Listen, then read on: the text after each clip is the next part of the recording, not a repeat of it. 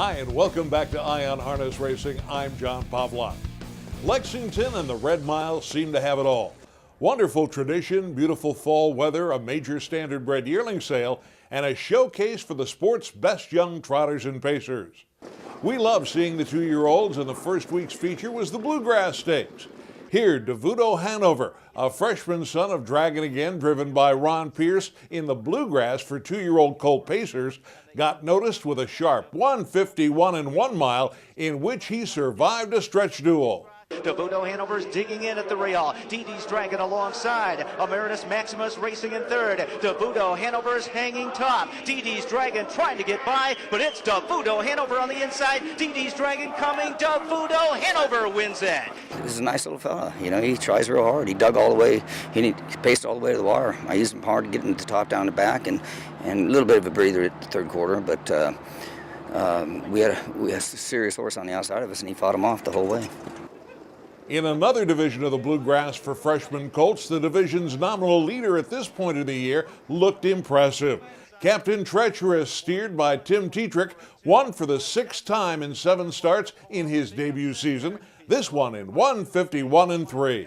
But here comes Captain Treacherous on the outside, and within a matter of strides, Captain Treacherous goes by. Good Day Mate rallies in on the outside as well. Hail the taxi up the rail, but it's the captain. Captain Treacherous wins again. He's such a nice horse to drive, and he's got such a great temperament that, Timmy's able to do what he needs to, and he was able to sit and wait and, make his move when the time was right at the head of the lane, and he responded and was very good. Is this the best he's looked? I think so. I thought when he qualified last week, Tim said that was the best he'd been in quite some time. Red Mile brings out the best in a lot of horses, and I think this horse is no exception. Will you guys be here next week? It just depends on how he comes out of the race. We're definitely a start at a time at this stage with him. He has nothing left to prove this year to anybody, so we want to do the right thing by him. But if he comes out of the race good, we'll race him next week and go to the Breeders' Crown. In the Bluegrass for 3-year-old filly pacers, Shellyscape came in with only 2 wins in 12 starts, but left with one of the more thrilling wins over opening weekend at the Red Mile. John Campbell steered her 5 wide in the stretch, coming off 3rd over cover and a fast tempo to post a 149 and 1 win. Shellyscape is charging after Romantic Moment. It's Shellyscape who's getting up. Romantic Moment to her inside. Shellyscape in time to win it. Among the sophomore colts in the Bluegrass, Thinking Out Loud watched as Pet Rock cut the early fractions and then came from 3rd to 1st under the direction of John Campbell and authored a 151 mile to put the son of Ponder into the millionaire ranks. Thinking Out Loud, powering past on the outside. A rock and roll dance is racing in 4th. It's Thinking Out Loud, getting up on the outside to the lead. Toward the inside is Pet Rock. Big kick from Thinking Out Loud, and he wins the win back. It's tremendous. I thought he'd go a good trip tonight, but it was a flat-out sprint for home, and he is a sprinter. But usually, it's an advantage to the front-end horses, and he was following he had a real good horse on his bumper, and he was it was a strong last quarter, but he just came up big. He loves this. Most horses love this racetrack, and he's no different than most of them. He's got a big kick. He's about as fast for a quarter mile as any horse I ever trained. American Jewel, who was hot early in the year, was hot again in her division of the Bluegrass. Tim Tetrick took no chances and put the Brittany Farms homebred on top early and sped away to a 150 and 1 victory. Destiny's Chance drifting a bit in 2nd. Rock Around Sue to her outside racing in 3rd, but they're heading down to the finish. American Jewel will do it, and American Jewel has won it. It's a good effort for my mare. She got stretched out and raced really, really good. Mile and 50 off half 56, so I was very happy. It's a long season, and she's still knocking with the best of them. She's a big mare. She's got her aches and pains, but overall she's had a good season, and as she the first 5 or 6 starts, she was awesome, but it took her toll on her, and she's still, right at the top of the game. But some of the other ones have gotten better, but I take nothing away from American Jewel. She's a great filly.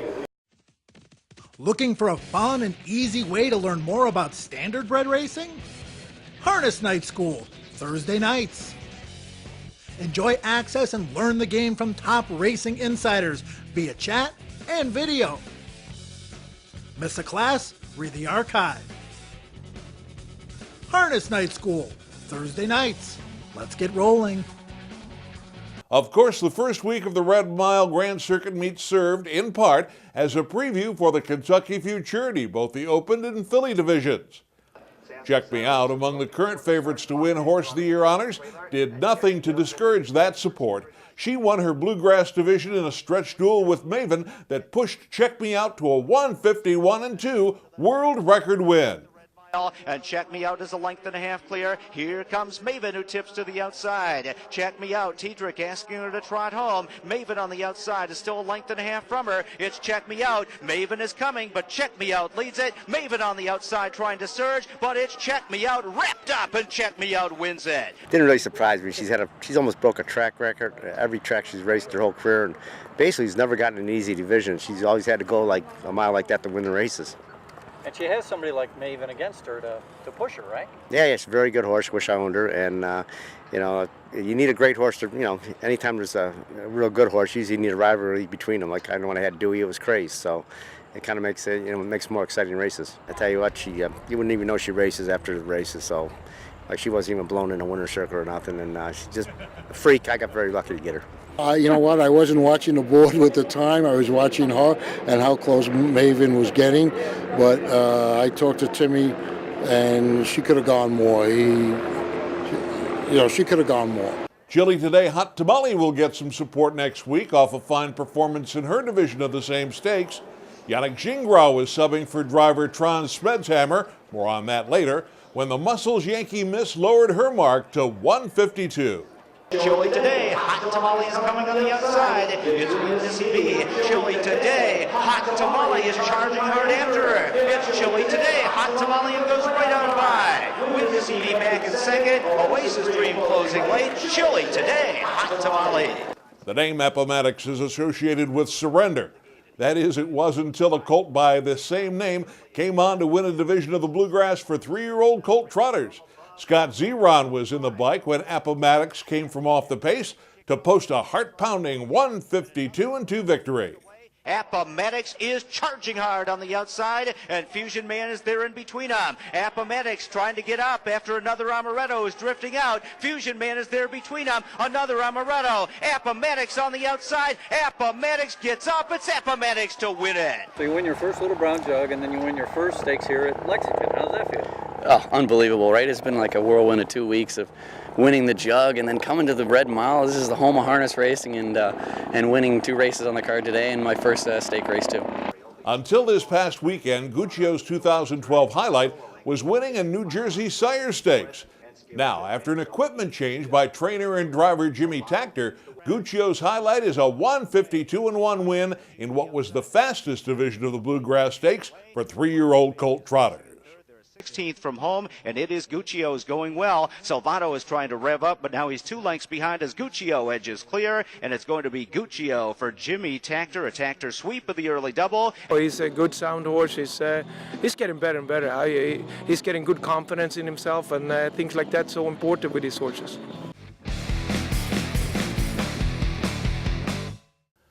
The Lexington Selected Yearling Sale began this past Tuesday at the Fasig-Tipton Sale Pavilion and is the first major yearling sale this year. As such, this sale seems to set the tone for the market in racing prospects, which this year may be affected by news, bad and good, being made in both Ontario and Ohio. We are here on the first night of the Lexington Selected Sale, and we've seen some exciting things so far. This is the first year for Muscle Hills full selling, and the second year for Some Beach Somewhere and Dewey, Cheatham, and Howe. And they have brought in some excellent numbers so far. 20 on her, 100 now 10, it's 110 now 20, I'm in 10 now 20, now 30, fire bottom and anybody 20, 30, it's 100 now 30, now 40, now 50, fire bottom and anybody 150, 150 fire going to 150, 150 fire 70, 90 fire, 270, 90, 90 fire bottom, 90, yeah 290 fire, 290, 290, I got an idea, give me 300, get him about 300 on it. You want to get 300 on it? With Ohio having slots this year, do you think that's going to have an effect on the sale? I think that it'll help our sale here, but I think it'll really have an effect on the Ohio-bred yearlings sell this year. I think they'll sell well. Most of them will sell at Delaware. But, in a couple of years down the road, in 2014, I expect to be up and running, having a sale, and I expect them to sell well then.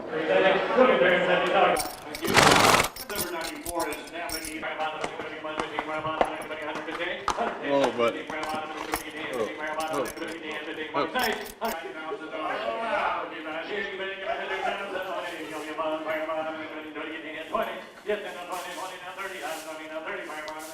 What did you like that was so special about the colt? Okay, his conformations, everything about him we like. If we bought a horse for that price, so we must like the horse. Being Muscle Hill, was that important? Yeah, it's really interesting. I like that horse very much, so it's a big factor for me and us. The Kentucky Futurity is the oldest stakes in the sport since 1893 and is one of the most important each year. The Tattersalls is the top pacing race each year at Lexington's Grand Circuit meet, and thus one of the most important in racing each year. Here are the top 3 horses in this year's Tattersalls, as indicated in the exclusive Platinum Pass performances offered by Trackmaster. Power ratings. It's another way to put yourself in the pari-mutuel winner's circle exclusively at Trackmaster.com. Ready for the latest advances in handicapping technology? Trackmaster is your solution. With 20-plus years of providing a wealth of information, Trackmaster has tools for every level of player.